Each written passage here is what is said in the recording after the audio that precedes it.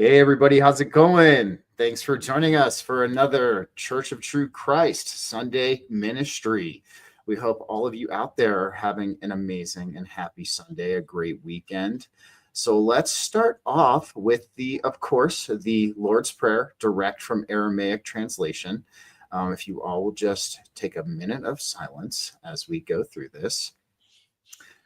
O birther, Father, Mother of the cosmos, you create all that moves in light. Focus your light within us, make it useful, as the rays of a beacon show the way. Unite our eye kin to yours, so that we walk as kings and queens with every creature. Create in me divine cooperation from many selves, one voice, one action. Grant what we need each day in bread and insight. Forgive our hidden pasts, the secret shames, as we consistently forgive what others hide. Deceive neither by the outer nor the inner. Free us to walk your path with joy. From you is born all ruling will, the power and life to do. The song that beautifies all, from age to age, it renews. Amen. Awesome, guys. So today we are talking about the Christ within the age of Aquarius, on how we can, in a lot of ways, embody Christ in this age, and we can bring heaven to earth. You know, we've heard this saying so many times. How, bring heaven to earth. That's one of our biggest jobs here during this remembering and this awakening that we're all undergoing on this planet at this time. And we often ask ourselves, what does it mean to do this? What does it mean to bring heaven to earth? Well, I am going to start off with bringing up the Gospel of Thomas. And of course, we've talked about the Gospel of Thomas a lot on this show before. And, the kingdom of God and the kingdom of heaven is within you and without you. And that's how we're going to start this. At least for me, one of the biggest things we can understand when it comes to bringing heaven to earth is our external existence is a mirror of our internal one. We look at that phrase, the kingdom of God is both within you and without you. Hey, good to see you, Sophia. Thanks for being here. Appreciate it. And, so if the kingdom of God is within you and without you, we understand that the kingdom of God is all, and we talk about how the all is mind, and we take that and we channel it into our divine focal point that we are here. And we understand that this is, in at least my eyes, a good way to bring heaven to earth is to understand that your external existence mirrors your internal one. And through the healing that you do internally, you are going to see this shift happen and occur within your external existence. I did a post yesterday on X that said perspective is everything. It said stop viewing everything as an apocalypse and start viewing everything in a way to create heaven on earth. So this is, I think, one of the biggest key things when it comes to bringing heaven to earth is understanding the mirror of our existence. We have the external mirroring the internal. When we shift our gears and we focus on healing the internal and bringing Christ into our internal existence, and we can see that manifest outward into our external existence as well. I will hand it over to Diana. What does it mean to you to bring heaven to earth? Well, to bring heaven to earth, and it's what Thoth says it in the Emerald Tablets, that it's our mission to bring the spirit into physicality. And he says it in a poetic way. I'm paraphrasing here, but our job, and when I first fully got that, I was literally, because I'm a bit like Luciferian, and the fact that I want to take matter and go to spirit. But no, Thoth, who is potentially Lucifer, depending on what you think. A lot of evidence is coming out Thoth is Lucifer or part of the same being. David was saying that Lucifer just might be a bunch of beings, the light bringers, right? But anyways, we are to bring spirit into matter. And that's scientific too, when you get into the quantum layer of things.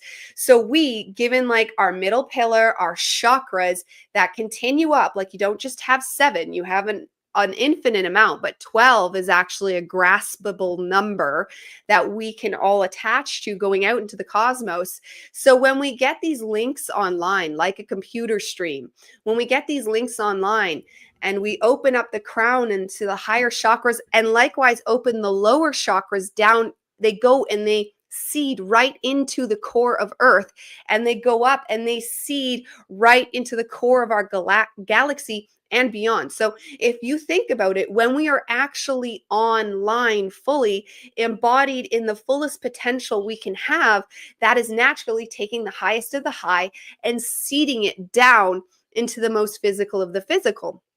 And then that's our job, and we birth that into more spirit, into more matter. So the spirit becomes matter because of us.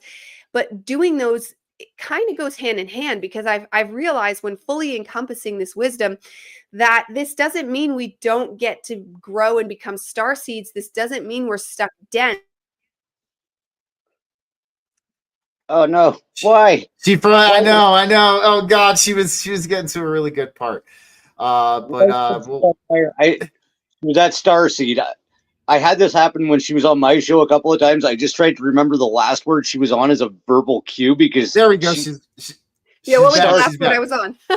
Starseed. There you go. Okay, yeah. So our mission as star seeds is to create that connection, and then we turn matter into more physical, and that is that process we hear about, the fifth dimension. It's a lot more complicated than the old way of putting it, and we keep graduating and graduating into higher bandwidths of understanding, and likewise being able to teach it and then embody it and integrate it, which is all part of the process of creating matter as more physical. So that's getting into things like the cities and the powers that will come to us. So it doesn't mean we're stuck in physicality. It means that when we birth the spirit into matter, we become more magical. It's kind of the same thing we've always been hoping to do. We're just getting more awareness on the actual process of how this works. This is why this is a new Church of Christ, because when we embody the new and even scientific way of understanding this, we see what we're doing is very real. It's very foretold. It's we are right on cue. In fact, we're a little bit ahead of schedule.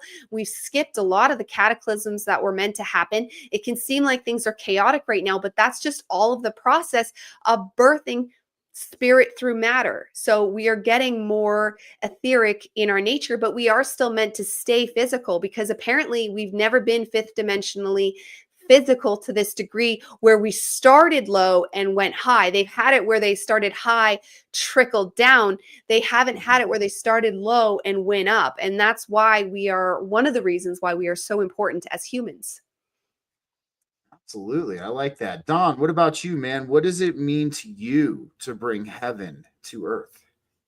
Well, both of what you've been saying absolutely resonates, and I just kind of want to run parallel to what Diana was saying, and I think it may even pick up where she stopped there. Is, to me, it's an emotional state of bliss that allows you to pass through the frequency of this embodiment.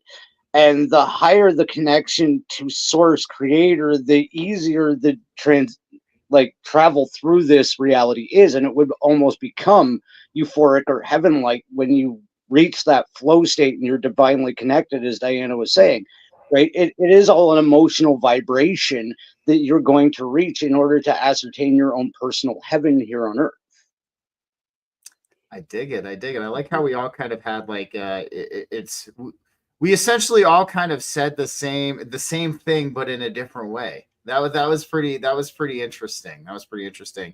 If you don't mind, because Diana brought it up, I think this is something a good topic we should touch on, because I feel like a lot of modern Christians, especially when they hear Lucifer, it sends like a visceral sensation through them, because if you look at the modern Christian canon and the way Lucifer is depicted in modern Christianity, Lucifer is Satan. But we've come to find, when we dig a little bit deeper and we don't just take everything we hear at face value, we come to understand that, at least in Lucifer actually has a very reciprocal relationship with Christ. Lucifer is still an angel in heaven. There's a lot of Bible verses that point to this. As far as who the actual Satan is here, we all have our opinions and speculations. I do think it goes by the name of Yaldabaoth. It does not go by Lucifer. But getting back to the reciprocal energy, we see Lucifer is, a lot of the times, he's a tester of humanity. He is the tester. He tests us. He gives us these tests. A good example of how Lucifer works with us is like, let's say like you're walking down the street, right? And somebody just decides to come up to you and be an asshole to you for no reason. And Lucifer's the one who comes in and goes, all right, Steve, so like you have two choices. Like you can just let that roll off your back and understand that guy needs some healing, and probably needs to do a little bit of work on himself and not let it bother you. Or you can turn into fuck around and find out, Steve, and go back and combat him with what he just had. So that's kind of like a good example, like an everyday example of how Lucifer works with us. But Lucifer being the tester, one of the biggest things about humanity is, in order to grow, we have to be tested. We don't just, and I even brought up this question.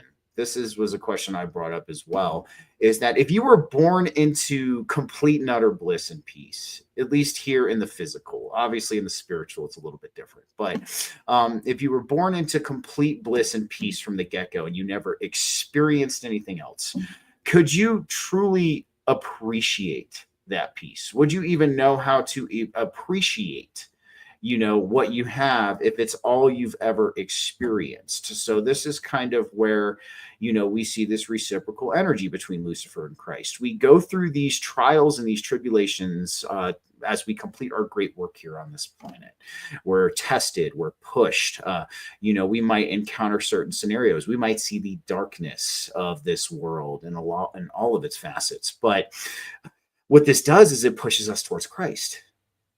Through these tests and trials, we are pushed into the light. We are pushed into the divine light of Christ. And so that's one of the things I know Diana's got a lot to say about this as well, for sure. But this is something I just kind of wanted to dispel because, whenever we hear the name Lucifer, whenever we hear that, we always get this internal visceral sensation like we're dealing with the absolute evil, or the evilest of evil, when in all reality, we're not. We have to understand what this energy is and how it works through us. In order to really gain a foundation of seeing this reciprocal relationship between Christ and Lucifer. Jay, what's up, man? Thanks for being here. Satan is the prosecutor for the archons. Lucifer is the morning star, aka Jesus. Yaldo is the archon god. Maybe. I don't know.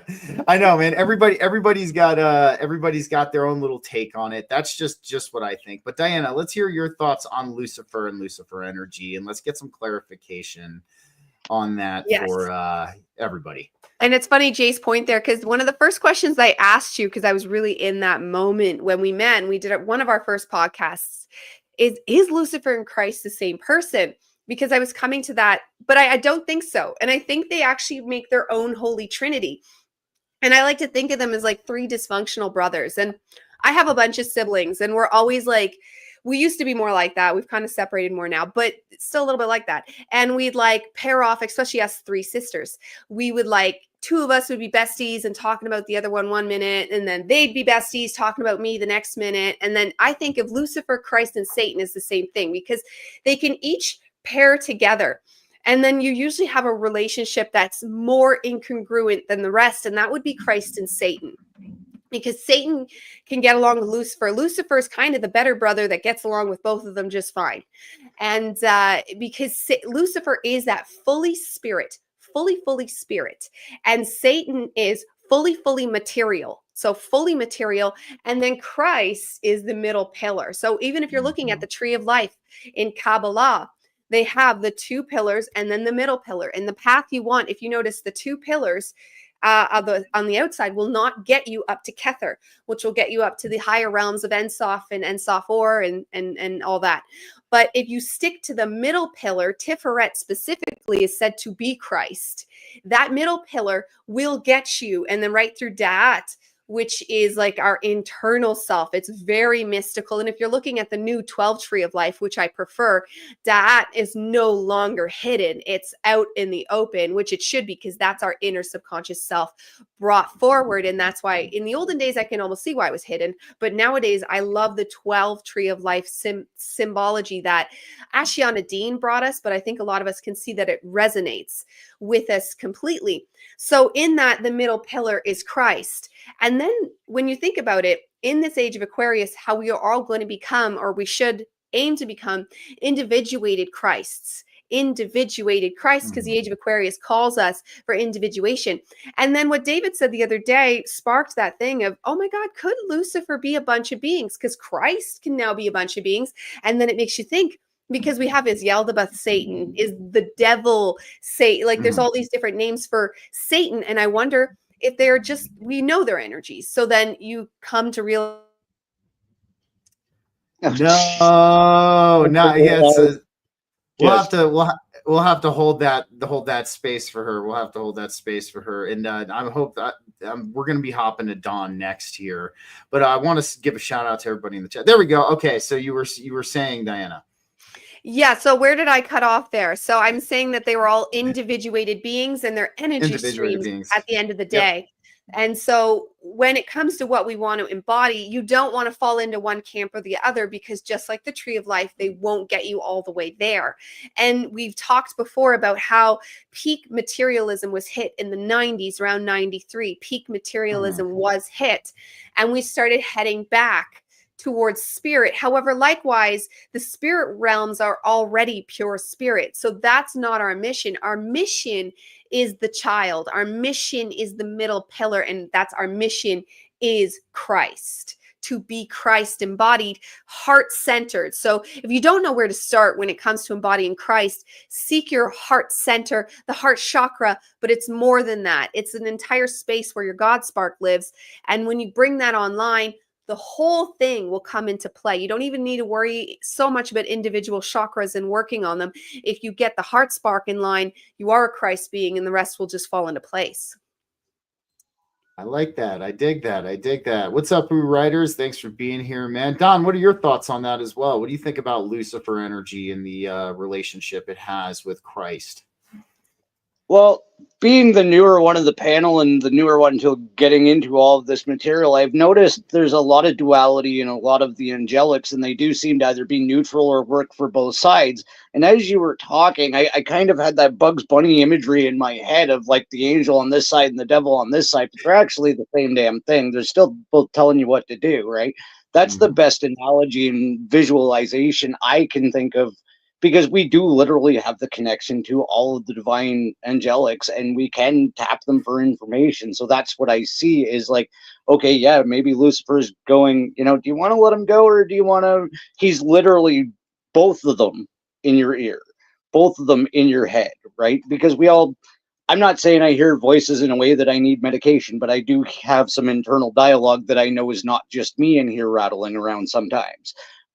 There's other sources that I turn to for advice within myself, and oftentimes it is, do I really want to go teach him about that, or do I hope you have a good day, sir. So I think there's a little bit of that duality in all of us, and I could absolutely see, if you're only going to see the bad things in what the Luciferian energy does, of course he's evil. But if it's left up to a choice, which it seems like it is, then it's kind of still on the middle, which is us, to make that choice, right? Absolutely. And I do want to touch on what you were talking about, Stephen, about the trials and the appreciation. And this is something I don't shy away with. I left home at 15. When I was 16, I did have, luckily, some summer months of homelessness, wherein my residence was a Tim Hortons cardboard recycling dumpster. I have been to the very, very bottom. I have hit that rock bottom. I have put myself there.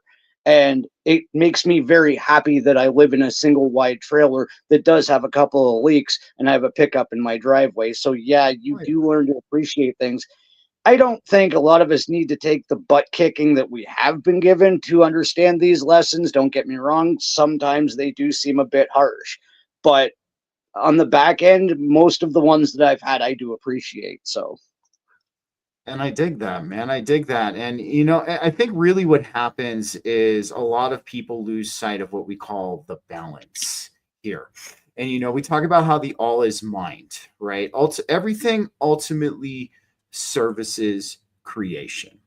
And, it's a habit of our collective still, where we try to compartmentalize these things into two absolutes. We try to compartmentalize everything into these two boxes: absolute good, absolute evil. And when we do that, we start to negate the growth we can see from taking both of these boxes and understanding that both of these boxes actually service creation. And this is, we're getting into like some higher territory when we talk about this. We're leaving the dualistic mentality behind, because and one of the biggest things that I use to get people to see this is, how many times have you been in a bad situation that has had a super awesome silver lining?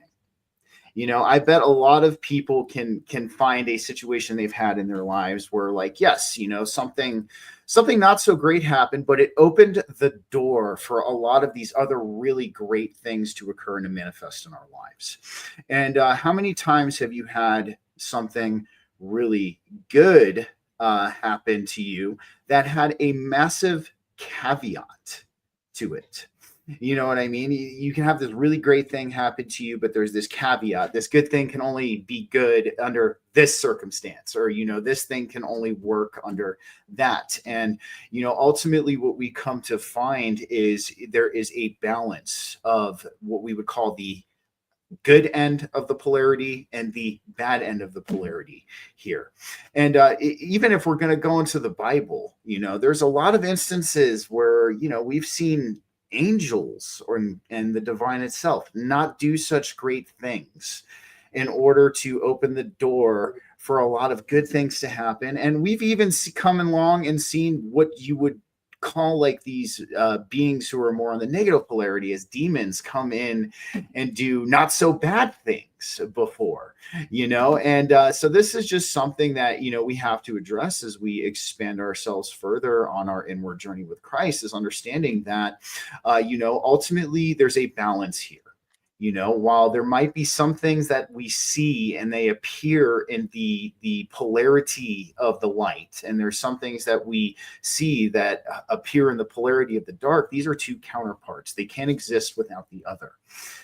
So this is just something I want to bring, since we were even just talking about the subject of Lucifer, and everybody was talking with Don, talking about his trials that he experienced, and from what Diana was talking about, how Lucifer, Christ, and Satan could be a potential trinity when we're looking at these energies and how they're expressed in this fashion. This is something we have to consider, here, at least in my opinion. What are your thoughts, Diana? 100%. And they can also be seen as the feminine and the masculine, Lucifer being the feminine and Satan being the masculine. And what you said there about angels and demons, that's like an old occult magic thing, a hermetic magic, that gathering demons was something they would do on purpose, because the more demons you had, you could, like, the laws of polarity, they knew these things, and you could take those demons and turn them into angels that would work for you. It simply required a ritual. So all the demons that we amass on us through our lives, which you could wonder why all of us have gone through such trials, especially early on as children, when there was nothing we could do about it. Or very little. So literally thrown into situations where you can't even put the onus of, could have done better. No, clearly something wanted us to get a lot of demons attached to us, a lot of entities. So you could take those demons and turn them to the light when you do any kind of cleansing ritual. Salt, selenite, sulfur, like you were saying, onks, whatever you want to do, whatever ritual works for you. And then that leads me into what this person here was saying, Jay. The tarot leading you into the false tree of light. I think all of the old modalities, including the limited 10 sephirotes of the old tree of life, because I was a huge Kabbalist once upon a time. It was Sarah that got me out of it when we talked to her after. And because I was going on about Kabbalah the whole time, I was in my Kabbalistic phase then. And she didn't tell me not to believe in Kabbalah. She told me to look up Ashiana Dean, and we did. And Ashiana Dean talks about how the tree of life is a false trap, and you'll be trapped. It's actually 12 plus 15 when you include the hires. And I was like, oh my God. So Sarah did that for me, and just handing out that education. She didn't go, oh, you're in the wrong thing. But it made me realize, and I'm grateful for her to hand us that seed to follow, because it saved me. I threw out all my Kabbalah stuff.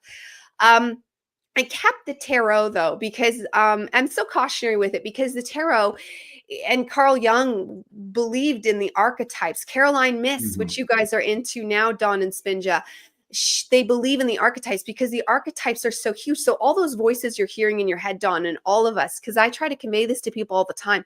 Pretty much every thought you think, and I'm getting on the thought form of thinking none of the thoughts are ours.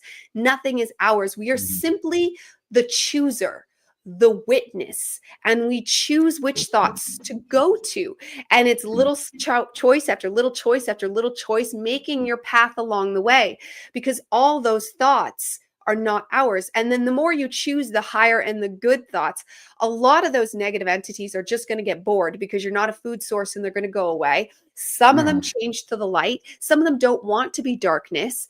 Like Ashiana Deans talks about the lizard race in coming into us as well. There's a certain sect of starseeds, which I think pairs with Dolores Cannon's blue rays, how they come in with darkness.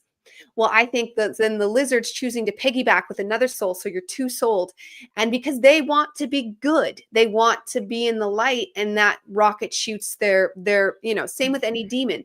They don't necessarily want to be evil, just like people that are hobos or whatever, and they're stuck in these dark places. They don't necessarily want to be there, but they're trapped. So what you're saying about tarot being a trap and the Kabbalah, thinking about the old tree, I think everything of the past is not, it doesn't work. Clearly, it doesn't work. The one and only thing that has ever continued to work is Christ. Despite even the Christians bastardizing it and perverting it, Christ still remained. For people like me, atheist, Dawn raised pretty much without religion too. Like, we still felt a Christ space because Christ comes a calling anyways, because Christ is that real.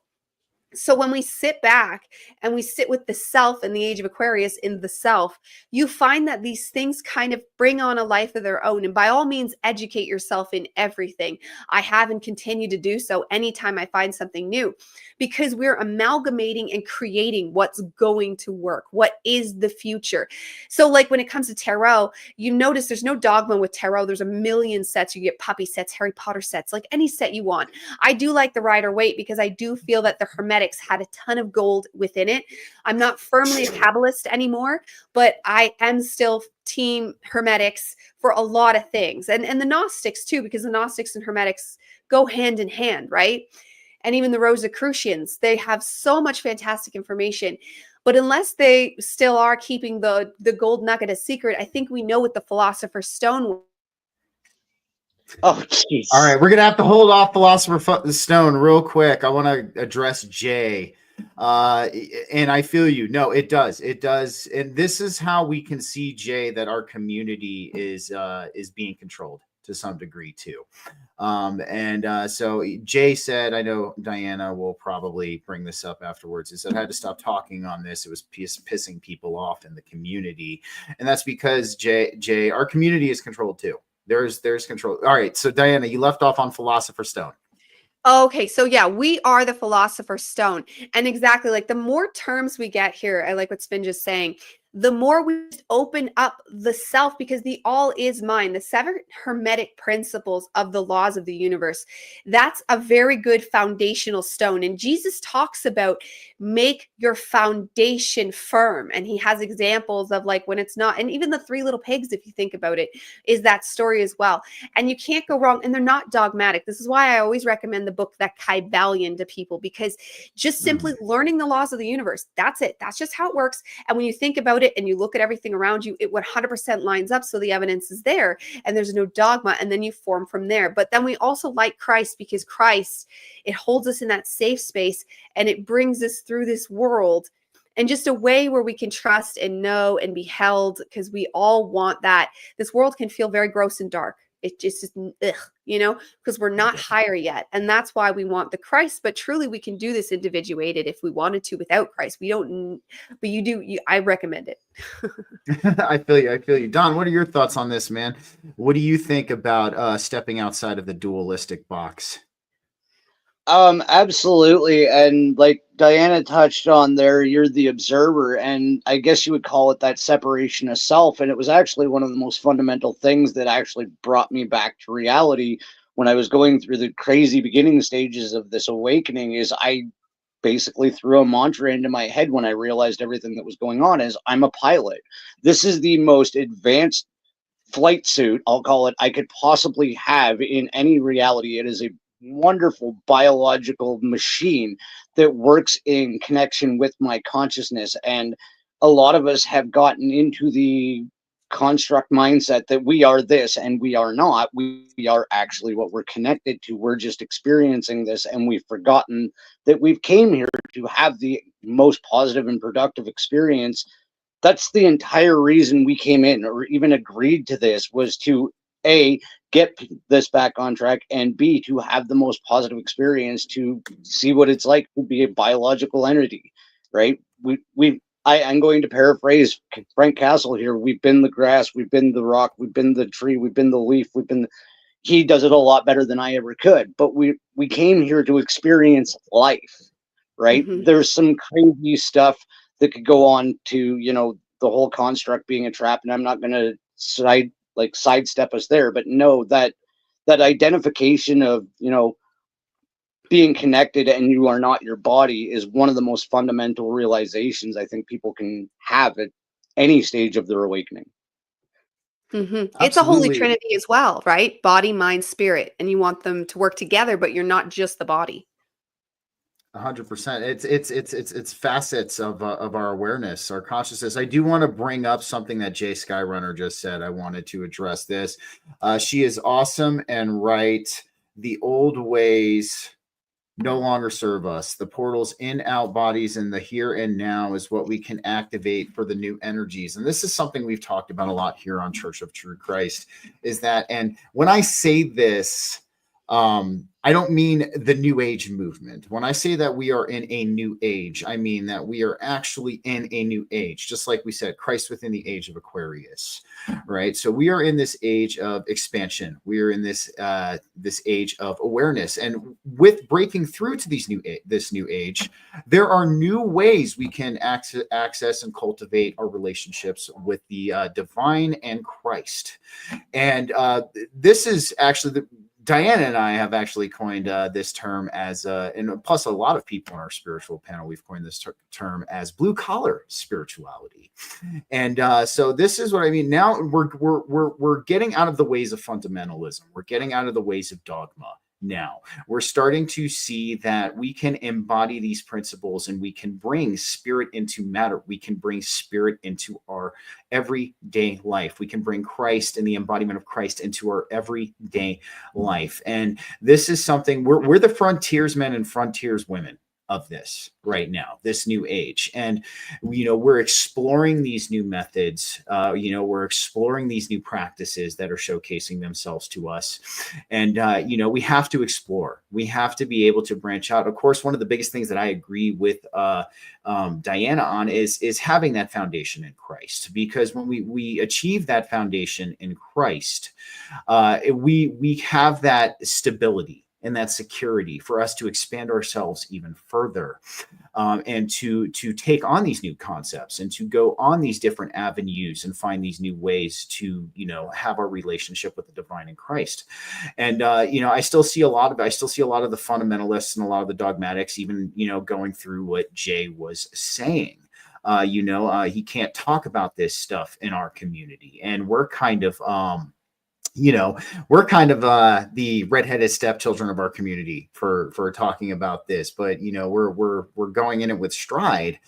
And one of the biggest things we have to understand is, dogma and fundamentalism come in many forms. It's not just when it comes to religion and the practice of a spirituality. It can come down to narratives, ideologies, anything, when we look at dogmatic and fundamentalist thinking. So the one thing I want to shout out to Jay about here, at least, is you're doing the right thing. If you're catching the flack, you're doing the right thing. And this is something the divine, I think, shows us in our journey. Even when we first embark on our spiritual evolution, right? We deal with the Smith effect. We're catching flack from all of these people around us. And, we continue to move forward, and we continue to grow, and we continue to evolve.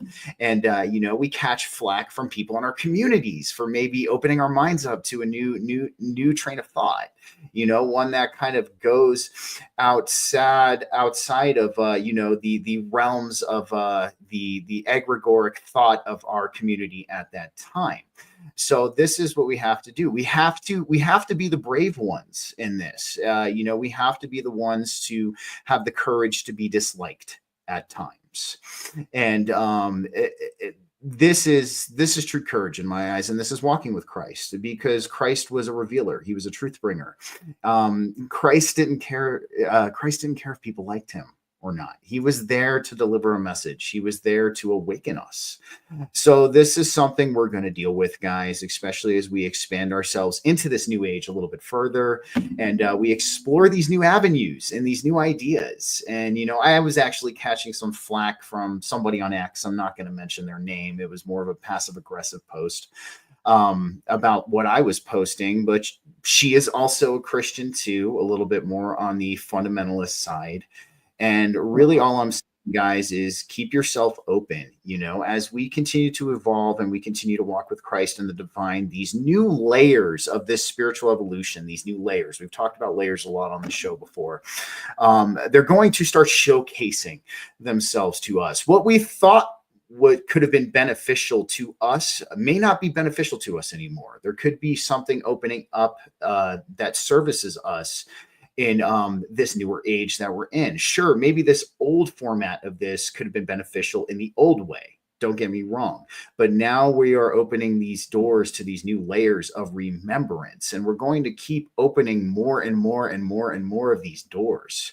So that's why we have to remember, we have to explore, we have to have that courage, and we have to walk with Christ when we do this, because we may get disliked and we might get chastised for exploring these new avenues. What are your thoughts, Diane?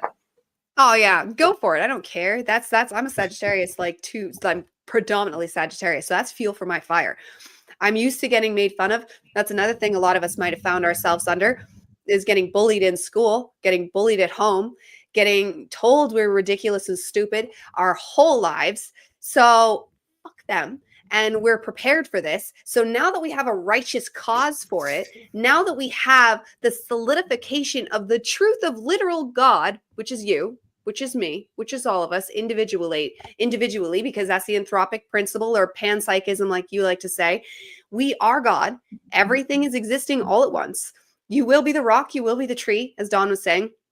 You are everything. So give it your all, and to damn what anybody else says to you. Absolutely to damn with all of them.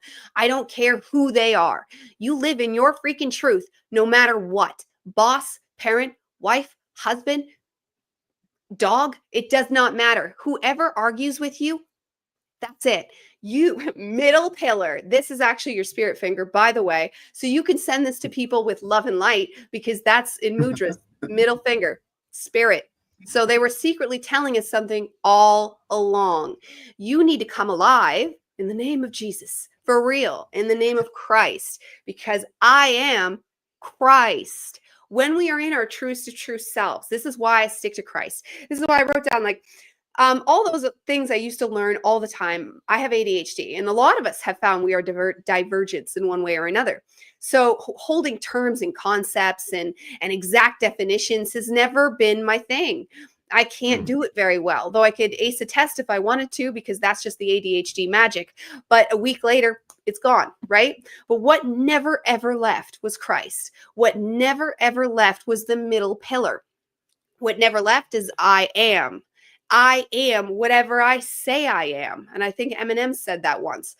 I am whatever I say I am. And I choose to be a Christ, because to get the middle pillar, to reach through Kether up into the higher realms, into fifth dimension, whatever language, heaven on earth, whatever spiritual language you want to throw on this, it doesn't change the facts that you want, the alignment, the spine, the chakras, the Christ.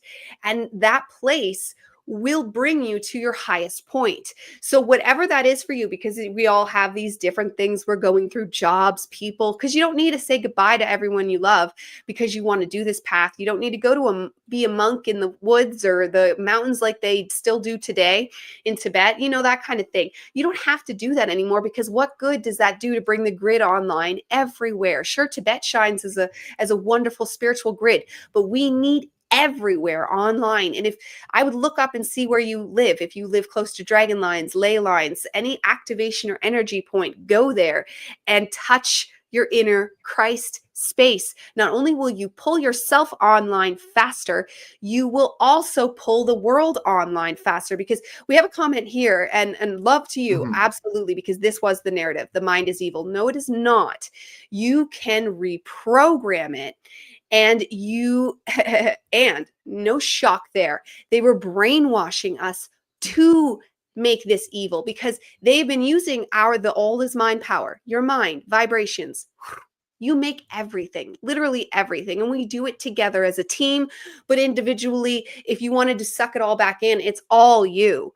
It's easier to think of it as a team. It's less overwhelming. And as a team, we can reprogram our minds individually. Know that you're not alone. All of us here are doing it. We have a consciousness panel that all does it. We know lots of our people on Twitter are all doing it, all here passionately for the message, yet not just some guru that's like, you know what I mean? Like, it's so huge. Like, this is why blue collared spirituality, because no matter what you're doing in life, you are just as much God. No matter what you're doing in life, you are just as much Christ. And when you pull that on, when you turn that on, no, the mind is not evil. It's actually a pleasant, wonderful place to be. Things can still come at you, but inside, your mind is clean. They used to try to teach us it was evil because they wanted you to perpetuate it was evil. They wanted you to think sinful thoughts are natural. Do you realize you don't have to think sinful thoughts? You can get rid of sinful thoughts, and not by clenching down and going, don't think that, no, but by going through purifications, by aligning with the Christ. It just happens naturally. You're choosing points. Choose better, choose better, choose better. And next thing you know, this whole thing has been reprogrammed. And sure, you might have problems, but when you look at your problems of today, they would have been your blessings 10 years ago, because you continue and continue to ascend and upgrade. Absolutely. Don, what are your thoughts on this? Oh, I just love the synchronicity of this whole conversation, because like not 2 hours ago, Spinja and I were just talking about being the weird kids amongst the weird kids, right? We literally were having this conversation a few hours, like I got home from my split shift and we just randomly started talking about this very subject, right? And it's something as well that requires discernment, because like, yes, we're going to go into some areas that makes people uncomfortable, but there's that balance that you have to be. It's like, okay, am I the weird kid amongst the weird kid, or is this egotism? Do I just think I know more than everybody? Like, there's so much tied into this, because you do start to realize, like, hey, I'm in this community, and it's like, wait, I'm talking about, like Jay was saying, I'm talking about things that make people uncomfortable, or I'm talking about things that get me a YouTube strike, or I'm talking about things that get people angry at me and write mean comments and call me a nasty little man, right? That's fine. That's all part of it. I'm sorry that I can explain it. I saw a perfect meme for this. I can explain it to you, but I can't make you understand it, right? And I'm not trying to sound like an a-hole when I say that. I'm saying we're just at different places in our spiritual understanding and remembering, and not everybody is going to jive and gel with everything you say right off the hop. That's about my best take on this whole subject. 100%, 100%. I kind of want to crack a joke about what Diana said. Sometimes we want to run out to the mountains and become monks and go meditate on a mountaintop for days on end. But we should, we should. Hey, Raquel, what's going on? Thanks for being here. And but no, we can't. This is a the middle pillar, the middle path is one of courage. And it takes strength, and it takes perseverance to stay on this middle path, because we see that they constantly try to deter us from this middle path, the parasite class, whomever that you call them, whatever you want to call them, the invisible college, they kind of fall into that as well. But they do. We've talked about this a couple times before, but it bears to be repeated. When we look at what we see in our collective as the acceptable options for faith, and spirituality, we see the two hard ends of the spectrum. We have what I would call nihilistic atheism, which is the atheism that's in our collective today. I wouldn't even really call it true atheism. It's taken more of a nihilistic perspective. And then you also have, so this is one of the acceptable ends of the spectrum, but then you go to the other acceptable end of the spectrum, and you have to be dogmatic. You have to be this fundamentalist in this religion. It has to be Judeo-Christian, and these are the two acceptable paths. So why does everybody turn away from the true Haris Gammas? That's what you have to ask yourself when you're guiding your way through this existence, through this collective, and I would even say even in this community as well. Why are we constantly being turned away from the middle path? Because the middle path is the strongest.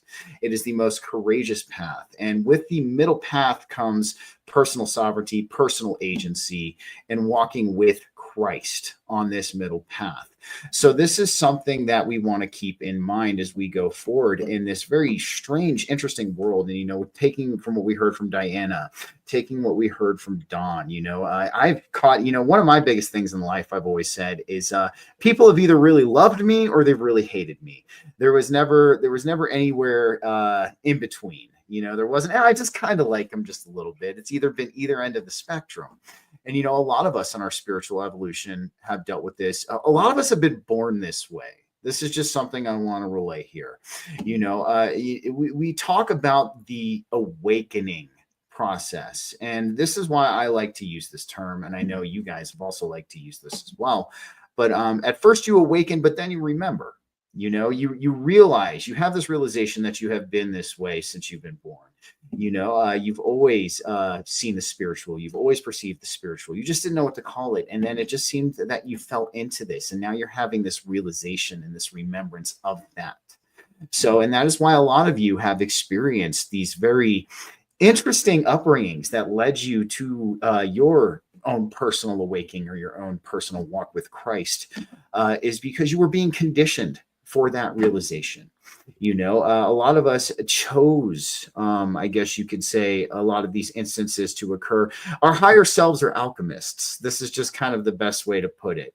And one of the biggest things that we've seen when it comes to personal alchemy is emotionally intense situations are what lead to transmutation. And I know a lot of us throughout our lives have been through these emotionally intense situations, and some of them have left us with trauma that we're still healing to this day. So that's just something I want to leave with everybody before I hand it back off to the rest of everybody, is you've always been this way, always, and it was just the remembering of that, and take that and run with it. Yeah, 100%. And there's so many different ways we can learn this that are not dogmatic. Like, for example, so the person that says the middle finger is fire. In the mudra system, the middle finger is spirit, and this is fire. And you think of it lighting a lighter, fire, wind, air, right? Spirit. And then earth, your wedding ring. Earth, and then like a British person would drink their tea, water. And that's just the way that's stuck in my mind. But if you have a different system that says something else, go for it. Because I'm telling you, when it comes to the elements and learning how actual existence birthed itself, you hear every way. You hear fire was first, then this, then that, then the other. Then you hear earth was first, then this, then that, then the other. I think when it comes to the elements, their personalities remain the same. What they do for the world seems to remain the same. And fire is very close to spirit. But you can get every version of the story in how actual creation came about. That's why I don't buy into any creation stories one way or another. And this is how we eliminate dogmas, is we realize we are all learning tons of different stuff. what we can do is at least not make fun of each other for it, which I think everyone's doing here. So thumbs up.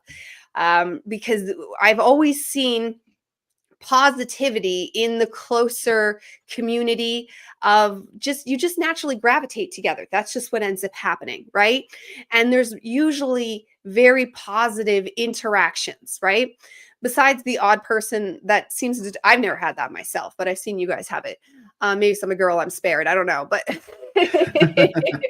I had one guy call me a gargoyle once, but that was just in an after. It wasn't during a live. So but we get these things, and I've been called schizophrenic, but who cares? Usually the people that'll come at me in comments, not during a live, which is lucky, but in comments is the dogmatic atheists and the dogmatic Christians. They are both two people in the same camp, and they don't even realize it, because 100%. The only problem that comes in here is dogmas. That's it. Just have no dogmas. It's okay if somebody tells you this is the fire finger when I'm saying it's the spirit. Okay, that's fine. That's beautiful. And that's just the example that's just happening. But like, this is why we get made fun of. This is why people come at us, because you shake their ego. They're like, oh, you're saying something that is not, like, it's too big for them to let it into their reality. So they'd rather tear us down and destroy us versus, honestly, because they could choose to just let it be. They could choose to just walk away. And you find this more in person, because online we do circulate together, and even the comments on YouTube is nothing compared to in person. In person, in school, I was physically assaulted for the things I would say. Like, at home, like, we've all experienced these hardships to build up something, like, because there can also be multiple reasons why things happen to us. There could have actually been demons trying to stop us. But likewise, those on our positive team knew it was going to make us stronger, because choice points. There's so many versions of reality. There is versions of you, and I'm haunted by them because I'm very tapped into timelines. I can see versions of myself that didn't stop drinking, that's now on pills. I connected with her this morning because I wasn't a pill addict. I never became a pill addict ever. But I had this like connection with older me. I'm like, holy fuck, she's a pill addict now. And I'm like, oh my God. Like, and we just have to like see these come by like a boat in the wind, like on the ocean, and just watch it sail by, and just know that somewhere, sometime, in some space, there's a version of me that's not going to be alive much longer. But I'm the choice point, and that's all I can do. That's all we can ever do, is choose the highest. And maybe there's a version of me that started choosing higher sooner, and so she's even better, and she's even higher. And we are supposed to make congruences. And this is one thing I've even asked Sarah the Alchemist and anybody I can get to answer this question. I've never had someone answer the question. I should ask you tomorrow, Dawn. But like, about these timelines, how physical are they? Because that kind of thing haunts me. How physical are these extra timelines? Or are they just still thought forms playing stuff out like etherically? Or is some physical version of me in that much pain still? Because that haunts me. Like, I want to like rip open a portal and save her and save everybody. But all we can do, because we can get overwhelmed by just what's happening right now in this reality of the poor children and all the awful things that are happening, is just the highest choice point. What can I do right now? What's better? What you were saying before about like, it's not black and white, and they always say it's gray. Well, actually, mixing all the colors together can make white or black. So you have the spectrums right there. And then everything in between is all the colors. So we are so infinite in our, that's another thing they didn't want us to know, that we have so many possibilities and potentials that we can always be choosing from. So many things. They wanted us to think our lives were like this. You're going to do this and work and then retire and then die. And then they wanted it so lame, work 9 to 5. The 9 to 5 system, if I knew how to tear it down, I would. I don't do the 9 to 5 system. That's the best I could do. And then I tell everybody to quit their jobs. That's another thing I can think to do. I honestly, let's just say I love the ending of Fight Club. I love that ending. I like that ending too. I'm with you on that. Don, what are your yes, burn it all down. But Don, what are your thoughts, man? Well, I would probably, on what Diana was just saying, if you can bring up my lovely partner's last comment, I was going to save it for the show on Monday, and I'll touch on it here briefly. Yeah. No, up one more, sorry. That is 100% factual. I had a lucid dream where I woke up in a consciousness where I was mid-drink. I have been sober for coming up on 4 years now, and I snapped into that reality and was about 3 beers deep and went, I don't do this anymore. And then I realized I was actually that version of my consciousness's higher self. In that reality, I told me what would happen with the life I'm living now. Quit drinking, quit doing this, quit doing that. And I'm not against drinking. I freaking loved it. And that's the problem, right? But in that reality, I was able to realize that me here was in there.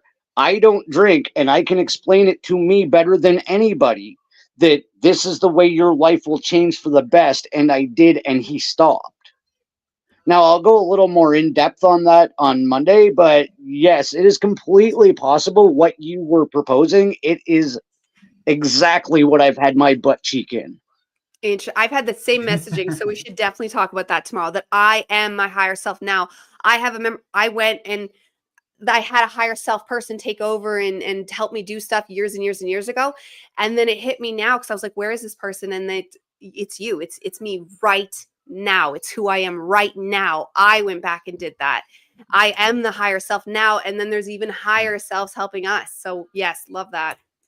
We've definitely had some experiences with that. I mean, especially if you're on your spiritual evolution, I wouldn't doubt that you are no stranger to addictions and bad habits. You know, it seems to be something that yes, Raquel, burn it all the hell down. It does all have to collapse. Real quick, I wanted to give a shout out to Jay Skyrunner again, real quick. In Qigong, they are all different. Yes, because in Qigong, you have the elements of wood and metal that actually get added into the mix. So yes, I wanted to give Jay a shout out on that. You know, when we're looking at it from that perspective, you have wood and metal that get added into that. One thing I want to talk about, because Diana brought it up, she's been doing great on this convo today, but I have some clarification I want to add as well. What does it mean to choose and pick timelines? What does it mean to hop timelines? You know, I think a lot of people get confused sometimes when we talk about this topic, and in all reality, it's not super confusing. And you know, I know we're each going to kind of give our own little clarification of this. And I've dealt with the Steve and other timelines before, and that Steve didn't go down such a good road.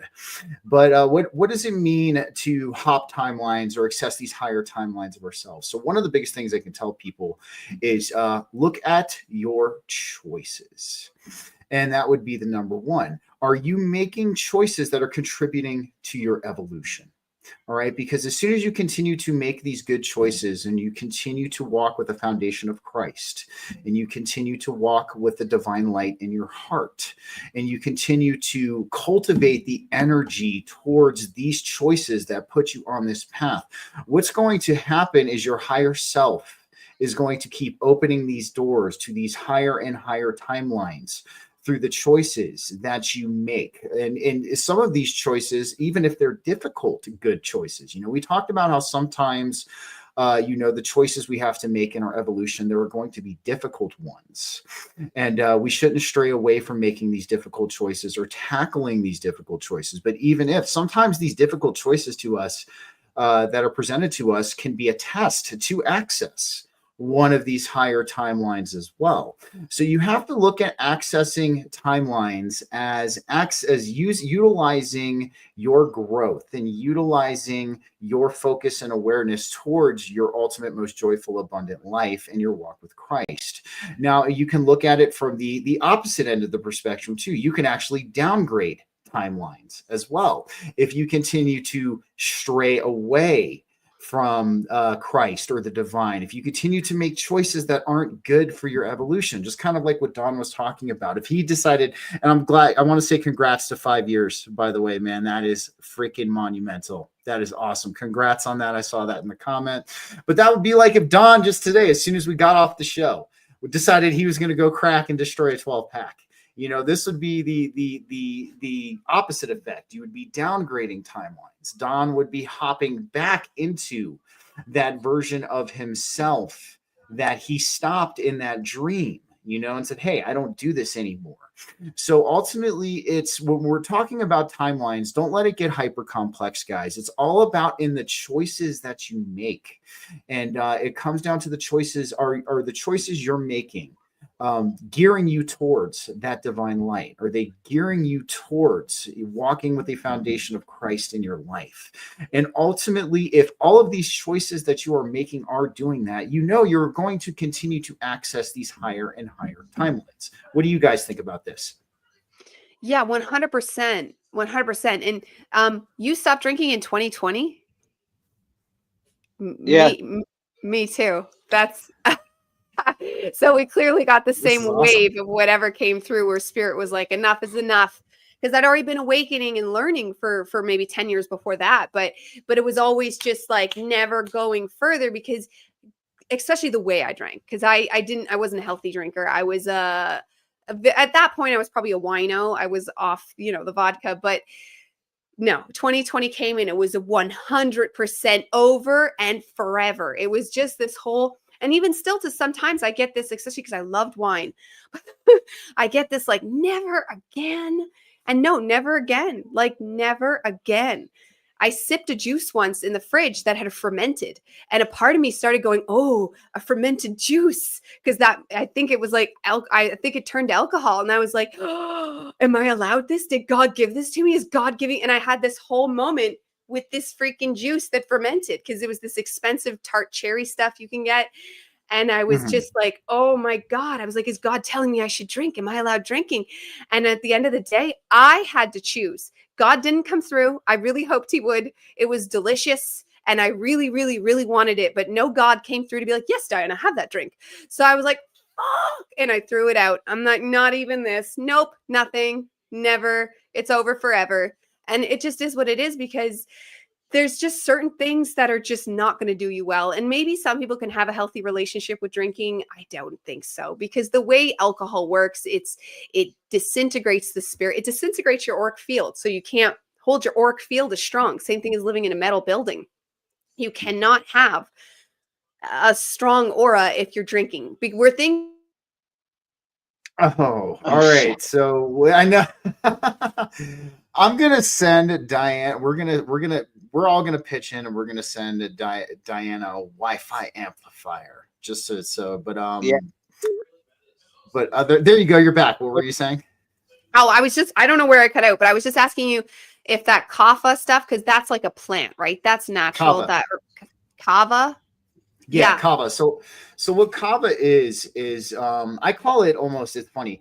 Real quick, I want to address a couple of comments before I go into that. Lee, so self-sabotage. What about self-sabotage? Well, take that term. You look at self-sabotage, right? You are knowingly sabotaging yourself. You are aware that you are sabotaging yourself, and that is, you make the choice to sabotage yourself. So if you are making that conscious decision to sabotage yourself, yes, you are. That is making a poor choice. And sometimes, excuse the dogs, my wife just got home, but that is what it comes down to with self-sabotage, is you're making the choice to sabotage yourself.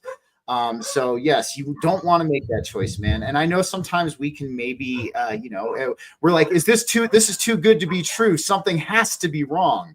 And that's like, the trauma pattern, that's something that you have to have awareness of, to know that in your past, in your life, you have had this trauma pattern of when things have seemed good or too good, there's been a route of self-sabotage. Take it from somebody who used to do it, man. You can break free of that. I used to self-sabotage myself all the time. I wanted to address Sam's comment too. I think it's important to acknowledge, though, that we heal in spirals, and if we slip, there's a lesson in there somewhere. Of course, absolutely. And sometimes I think our higher self programs these slips in, and the reason why I feel this way is a lot of the time you'll get this slip, and through this slip, it's like you took like this step backwards, but then you take like 4 steps forward. You realize by revisiting this, maybe this older self or this older habit or this older timeline, You find soul shards. You left some of you So behind. Absolutely, that it might catalyze and push you further into your evolution because you revisit this and you get that internal visceral sensation of, oh my god, I don't want to be back here. So like it is like collecting soul shards, as Diana said. But the one thing I want to say about kava, so what kava is, guys, and I would recommend this actually for anybody who is quitting alcohol, because kava itself is not physically addicting like alcohol is. So what kava is, it's a tree in the pepper family, and it has alkaloids in it called kavalactones. And these alkaloids actually work on your GABA system, your gamma aminobutyric acid receptors. They're agonists for that, but I call it pseudo alcohol. And what they do is they take the root and they pound it and they make it into a tea. And you drink the tea, and it gives you a very relaxed, euphoric, and uplifting effect. But to me, at least when it comes to kava, kava's very non-habit forming. Alcohol is like, well, and I think alcohol, there's something to do with you let it go rotten, like what happened with the juice. It's gone rotten. And then you drink that and it does all this stuff. But think about just that premise right there. It's gone rotten. Absolutely. Exactly. The fermentation. You look at the process of what fermentation is. And even though, fermentation in spiritual alchemy is a good thing, we want to do fermentation. The middle ground is good when it's, what's it called? When it's sauerkraut. The sauerkraut realm is good. Yeah, well, that's a different kind. Yeah, different. That's for probiotic and for health fermentation, and of course, alcohol is sterile, right? Exactly, 100%. And so yes, I mean, also too, it's you look at alcohol, and I actually kind of, it's funny that you guys say that, because 2020 is when I kind of like put it down for good too. Like that's when I had that DMT experience where I had drinking earlier that day and I decided to do DMT, and the entities were not happy with me for having had alcohol before I had came in there, and decided to mop the floor with me all up and down the spiritual realms. That was, that was an ass whooping that I will never forget. And that's why I decided, once they dropped me off on my kitchen floor, I was like, okay, no more alcohol for Steve at that point. But you look at what alcohol does. And I know there's some people who still drink alcohol. And this is the one thing I'll say about it. There are certain people who it does not affect them spiritually. I've seen it. There are certain people who can imbibe alcohol in moderation from time to time. I'm not one of them. And, and we know that we're not one of them. So that also comes down to that awareness and that choice. But yes, I would recommend kava. And I mean, even Trip in the chat was saying that kava helped him kick heroin addiction. And that's awesome, dude. I want to say, as a former opioid addict myself, congrats on kicking that. That is not something that is easy to kick, especially with how worse it's gotten these days. But nonetheless, yes, guys, when we're talking about alcohol and we're talking about substances, we want to utilize, what helps us spiritually. Maybe this is a good topic to even segue into, because, we know a lot of people here. We all love cherry juice too, Raquel. Cherry juice is awesome. But, when it comes to the topic of substances, because there's a lot of various different points of views on that when it comes to, the spiritual evolution. Our substances, yep, exactly, Sam. It's about intention. If we use it to numb out, then it becomes the problem. Exactly. So that kind of gets down to what we're talking about here. So substances in the spiritual evolution, of course, we live in a world where, alcohol is put on a pedestal, it's promoted, but now we're starting to see a lot of these alternative options come into play. And one of the biggest things I want to say is, I want to go back to Sam's comment. It is about intention. It's about what you're using this substance for. It's about, are you using it for a spiritual purpose? It's always hurting your aura. No judgment if you want to do that. I eat Snickers bars knowing it's going to affect me, like not all the time, but that's my thing now. When I need a thing, I go to that, and I know it's going to hurt me the next day. So it's like, you can still do it, still be spiritual, but know it's going to hurt you. Because I don't think I mean, you can call me wrong and that's fine, but I truly believe you're getting hurt by alcohol. It doesn't matter. The intentions are great, and not being an alcoholic, that's fantastic. If you want to choose to do it for fun for one night, go for it. But is it hurting your aura? 100%. I definitely agree with you, Diana. I'm talking about intention for substances too, like in general, like even if you're using cannabis still, like, or if you're going to use an entheogenic mushroom as well, Yeah, or you something could. along those lines. True. Yeah. You You can got alcohol. Yeah. But again, because a lot of us in the spiritual community, we use cannabis. All right. How we use cannabis actually is going to be the number one thing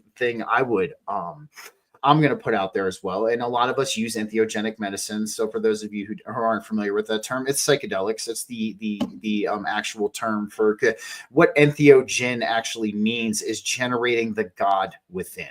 That's what entheogen means. So, of course, when we've embarked on the psychedelic experience, we've taken things like mushrooms, DMT, LSD, ayahuasca, peyote, all of those things. Those are entheogens.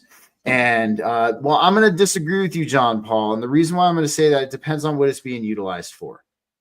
Okay. If I you think it could be an are, enhancer. Like things like cannabis, when used correctly, all of the psychedelics are enhancers. If I'm, you're I'm, using them right, though, they can be. I used to be a bonger. They can 100% be an escapism too.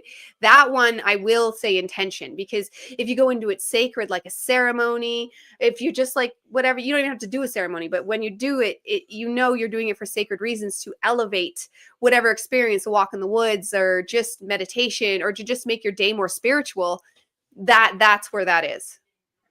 I would agree, and I want to hand this off to Don. I just want to say one last thing and give Don a chance to speak. But it is so it is. It's about even with cannabis. I mean, it's your intention with it. It's same thing with psychedelics. One of the biggest things I kind of knack on with a lot of people in the psychedelic community is they're not doing integration. They're not doing any of the healing that they need to be doing, that the plants are showing them. And that's where I think we begin to traverse into escapism when it comes to psychedelics.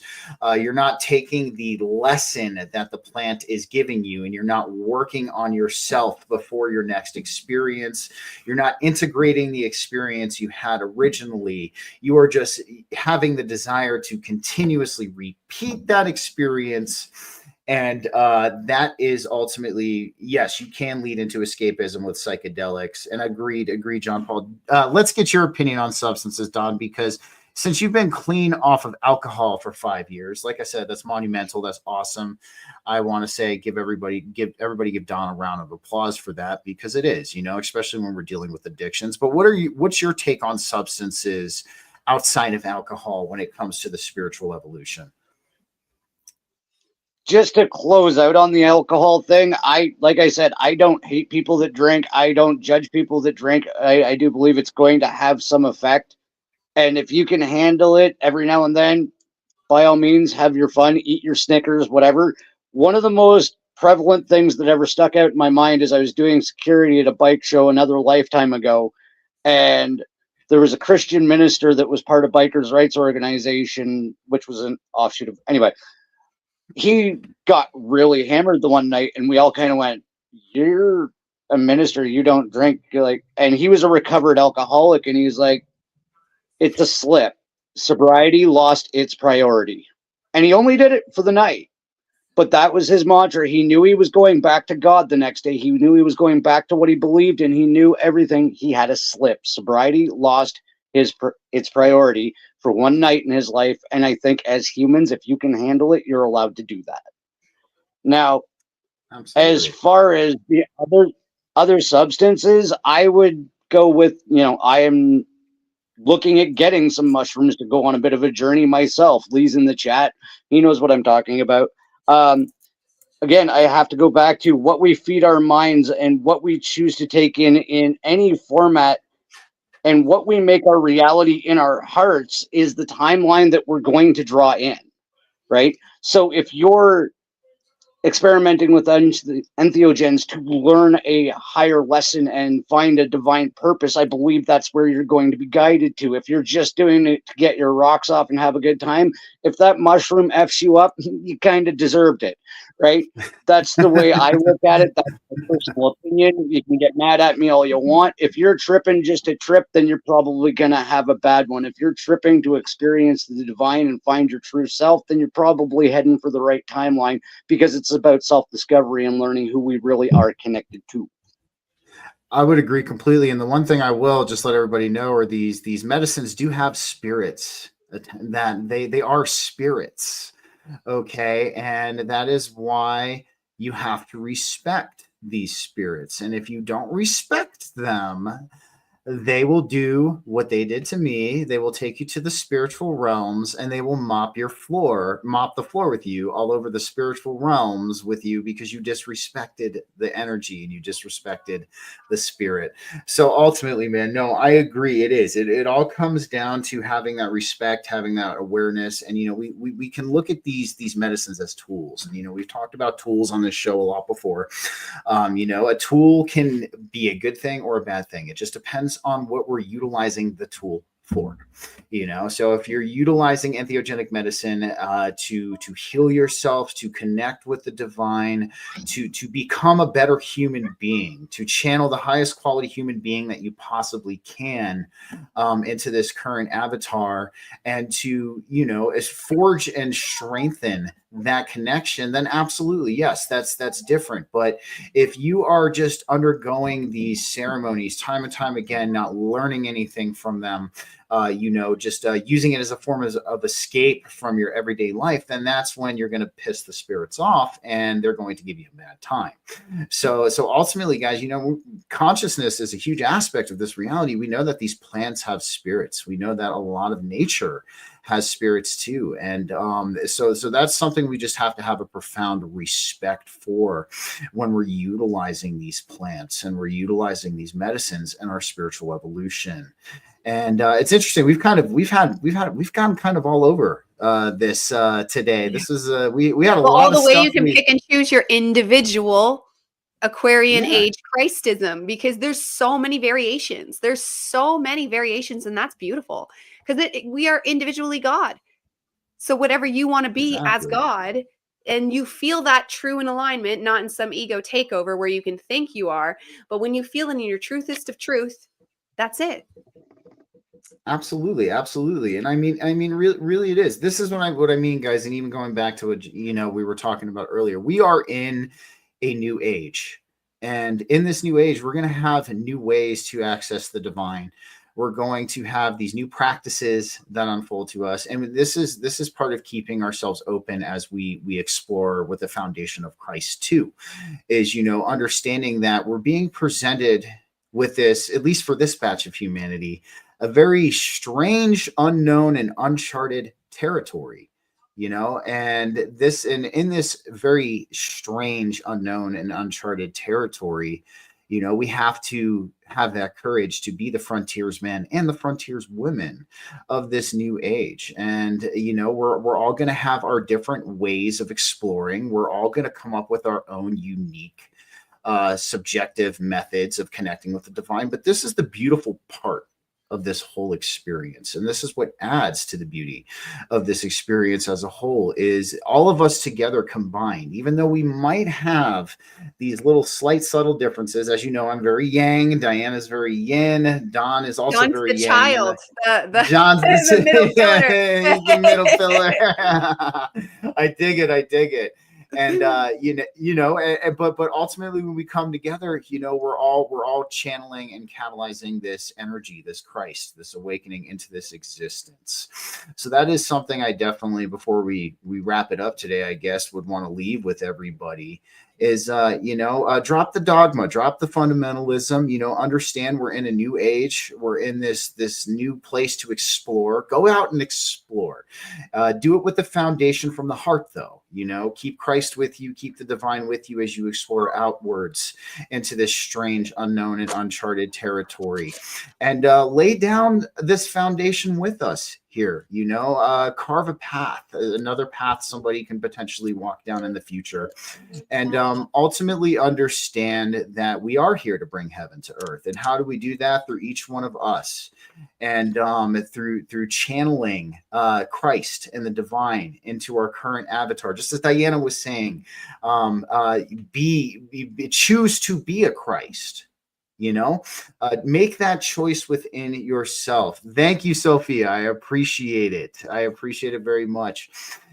And other than that, that's what I want to leave everybody with. What about you, Diana? What about you, Don?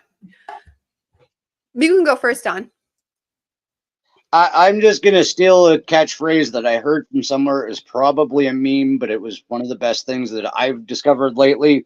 Is quantum physics is where the science of spirituality is hidden. So have a look. Mm-hmm. Yeah, 100%. 100%. And it takes you into the self.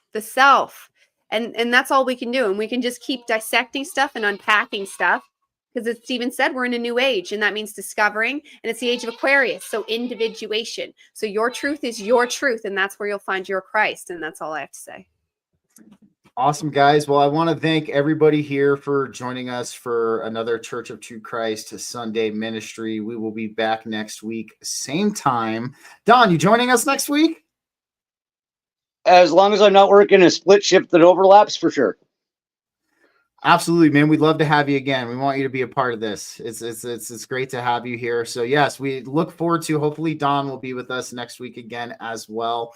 Other than that, guys, you know how we do it here. Stay safe, stay free, but most importantly, stay sovereign, everybody. Have yourselves a wonderful and happy Sunday, and we will catch y'all next week. Take care. Yes. Goodbye for now.